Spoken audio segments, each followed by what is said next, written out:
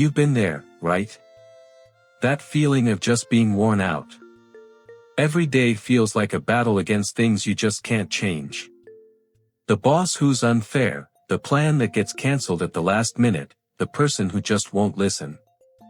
It's exhausting, and it always feels like you're losing.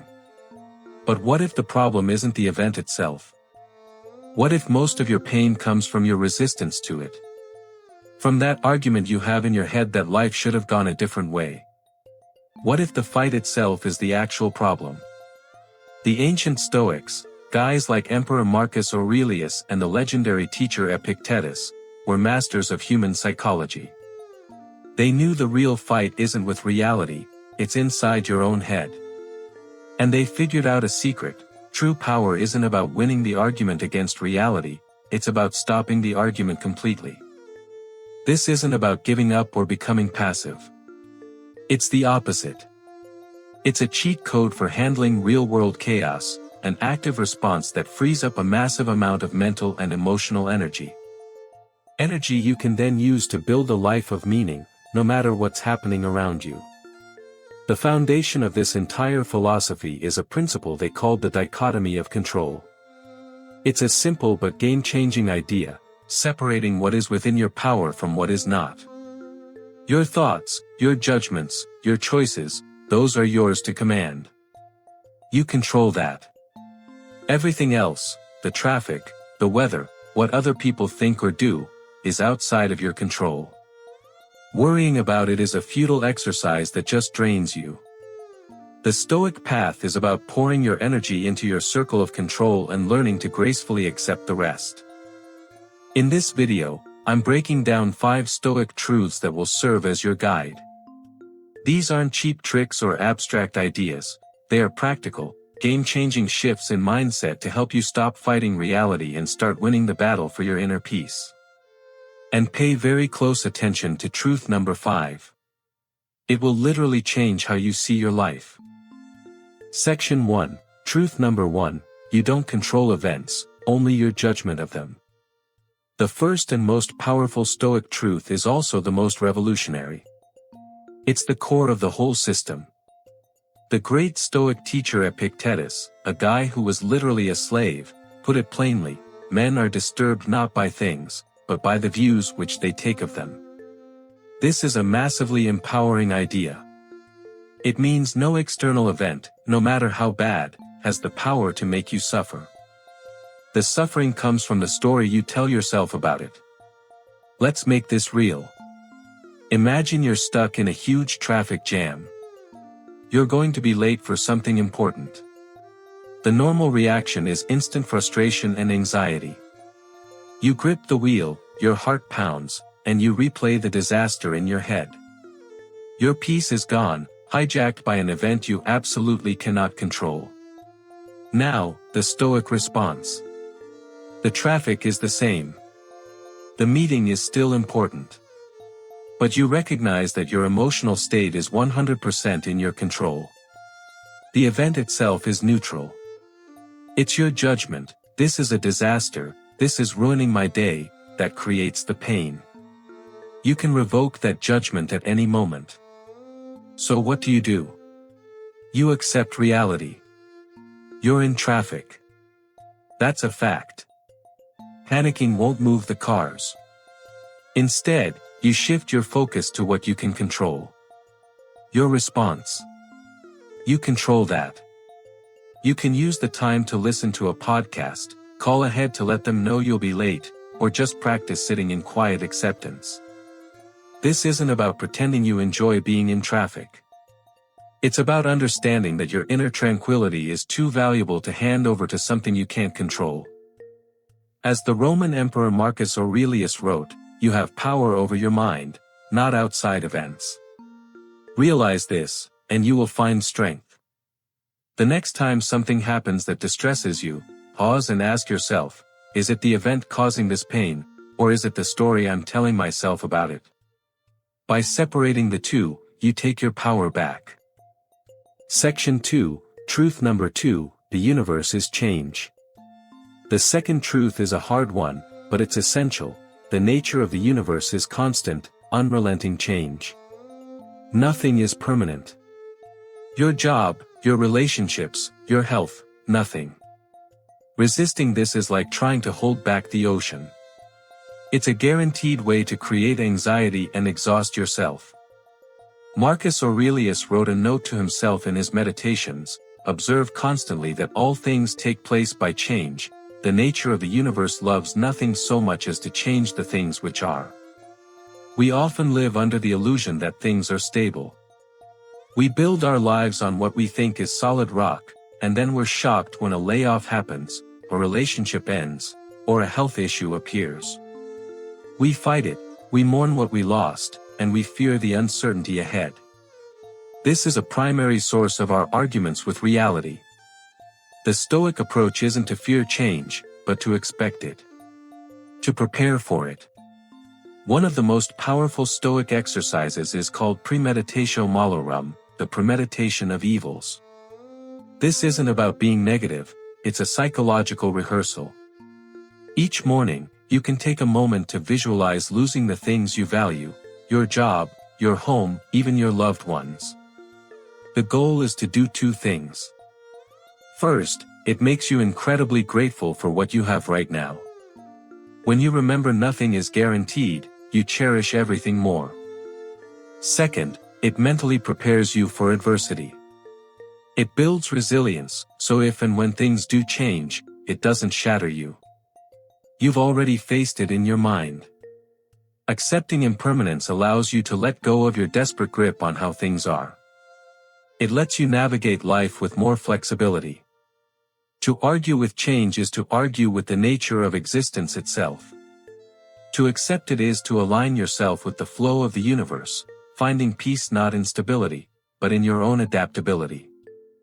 If these principles are resonating with you, and you want more ancient wisdom for modern problems, go ahead and subscribe to the channel.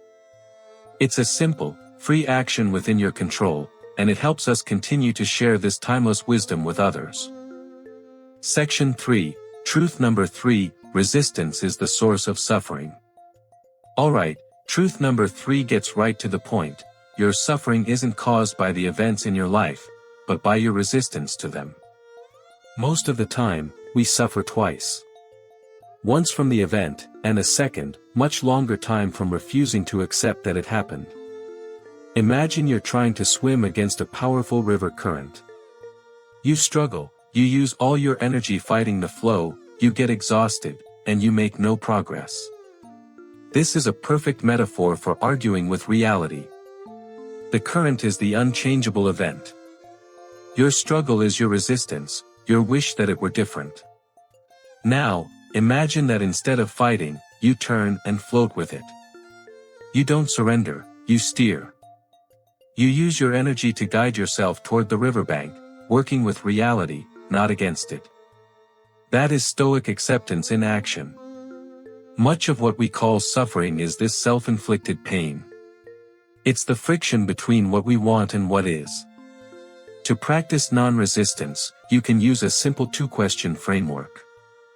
When faced with a tough situation, first ask, can this be changed? This forces you to use the dichotomy of control. If the answer is yes, then your job is to act. But if the answer is no, if the event is in the past or totally outside your control, then you have to ask the second question, what work needs to be done inside me to accept this? This shifts your focus from a pointless external fight to a productive internal one. The work might be processing your emotions, journaling, or reframing the event to find a lesson. By choosing to stop resisting, you're not being weak, you're being strategic. You're conserving your energy for what matters, navigating your reality, not denying it. Section 4, Truth number 4, Some things are not meant for you. Now, this next one can feel a little harsh, but it's one of the most liberating ideas you'll ever encounter. Some things, no matter how hard you work for them or how badly you want them, are not meant for you. This could be a job, a relationship, a specific outcome. We're conditioned to see failure as a judgment on our worth. When you don't get the promotion, it feels personal. The argument with reality starts right away. I should have gotten it, why wasn't I good enough? We see it as a door slamming in our face. The Stoics would tell you to reframe this completely. What if that closed door isn't a punishment, but a redirection? What if the universe is guiding you away from a path that wasn't right for you? Seneca, one of the great Stoic writers, faced constant chaos, exile, political turmoil, a death sentence from his own student. He knew you had to put in your best, most virtuous effort, but he also knew that the outcome is never fully in your control. Practicing this truth means detaching your self-worth from external outcomes. Your value isn't your job title or your relationship status. It's determined by your character and the integrity with which you act. That is the only true good, and it is entirely within your control. You control that. When you face rejection, feel the disappointment. The Stoics weren't robots. But after you feel it, analyze it with reason. Ask, what can I learn from this? What new path is now open to me?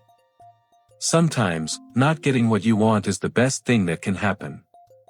It might save you from a toxic environment or a life that wasn't truly yours. Accepting that some things aren't meant for you isn't defeat. It's an act of trust in your own resilience. Section 5, Truth number 5, Amor Fati, Love Your Fate. Alright, this is the one I told you to watch for. This is the final truth, the one that ties everything together and is the most transformative of all, Amor Fati. It's a Latin phrase that means, a love of one's fate. It's the practice of not just accepting reality, but embracing it, and even loving it, exactly as it is. This is the ultimate end to the argument with reality.